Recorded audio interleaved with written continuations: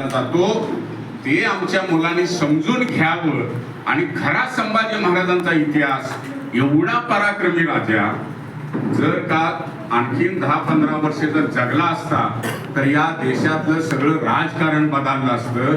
एवढा पराक्रमी राजा त्याला बदनाम करायचं काम चालू आहे. आमचीच मुलं आता तो जो तरुण मुलगा आहे त्याला मी विचारलं क्षत्रिय कुलावंतंस म्हणजे काय, त्यानं बरोबर सांगितलं क्षत्रिय. पण क्षत्रिय तर मनुस्मृतीप्रमाणे शिवाजी महाराजांना हे म्हणतच नव्हते. आम्हीच म्हणतोय क्षत्रिय क्षत्रिय, ते म्हणतच नाही. तरी सुद्धा आमच्या तोंडात घातलं. आणि एकदा तुम्ही क्षत्रिय मान्य केल्यासा की मग तुम्ही ब्राह्मणांच्या दुय्यम राहता. ब्राह्मण श्रेष्ठ हे तुम्हीच मान्य करता आणि मग एकदा त्यांना श्रेष्ठ म्हणले की मग त्यांचं ऐकायला पाहिजे. असं होतंय. म्हणून छत्रपती हा शब्द प्रयोग दुर्लक्षित करायचा नाही. छत्रपती शिवाजी महाराज, छत्रपती संभाजी महाराज हे सर्व श्रेष्ठ आहे. क्षत्रिय वगैरे तुम्हाला दुय्यम बनवण्यासाठी सांगितलं जातं. मी एक उदाहरण दिलं फक्त. तुम्ही जर तुमची शब्दावली समजून घ्यायचा प्रयत्न केला राजानो तर भयानक आमच्या तोंडात घातलेल्या आमच्या तरुण मुलांना, आमच्या सोबत काही मुलं बिन चपलाच्या मुली पण चालतायत. मला खरोखर त्यांच्याबद्दल आदर वाटतो, कारण त्यांना संभाजी महाराजांच्याबद्दल प्रेम आहे, आदर आहे, आपुलकी आहे, आपले पण आहे म्हणून ते सहन करतायत. पण अंधश्रद्धा मात्र ठेवू नका. त्याच्यासोबत जर तुमची अंधश्रद्धा जोडली असेल तर हे शिवाजी महाराज संभाजी महाराजांच्या विरोधातला आहे. आपण अंधश्रद्धा आदर पाळूया पण अंधश्रद्धा नको. हे सांगण्यासाठी आम्ही ही पदयात्रा सुरू केली. तुम्ही पण खरा इतिहास समजून घ्या शिवाजी महाराजांचा, संभाजी महाराजांचा, आणि त्या खऱ्या इतिहासाला घेऊन पुढे जाऊया.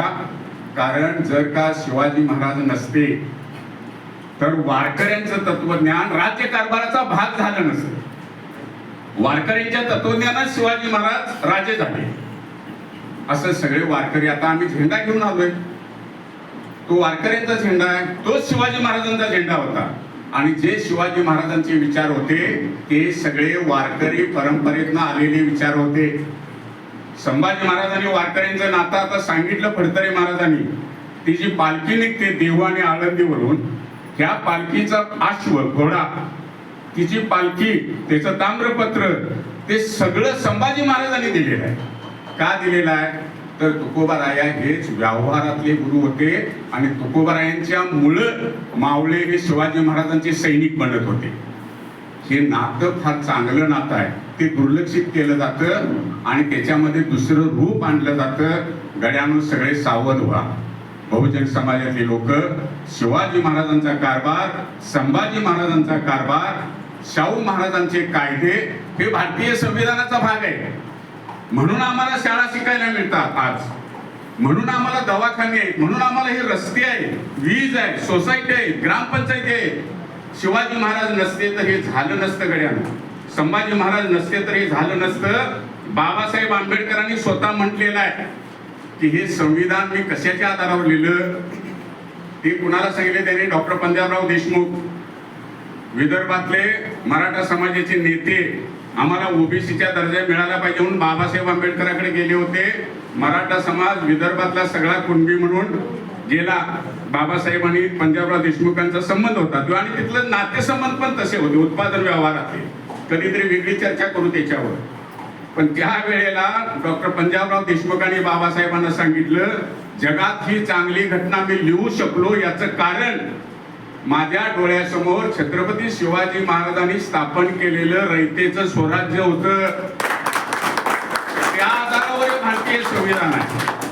म्हणून आमच्या स्त्रिया शिकतायत, म्हणून आमची शूद्रातिशूद्र जातीतली माणसं शिकायला लागली. फुल्यांचं त्यामुळेच पुढे जाणं झालं. संत गाडगे महाराज असतील, संत तुकडोजी महाराज असतील, बाबासाहेब आंबेडकर असतील, हे शिक्षणाच्या क्षेत्रात उतरले. आणि आता गड्यानं धोका तयार झालाय म्हणून मी काळजी घ्या म्हणते. आता ते परत शाळा बंद करायला लागलेत. 20 फुटाच्या आतल्या शाळा, सांगली जिल्ह्यातल्या 550 शाळा बंद होत आहेत.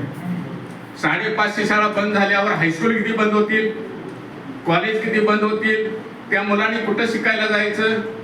तिथं जे शिक्षक झाले असते आमचे, त्यांना नोकऱ्या कुठे मिळणार? त्यात एखादा डॉक्टर झाला असता, वकील झाला असता, न्यायाधीश झाला असता, चांगला न्यायाधीश.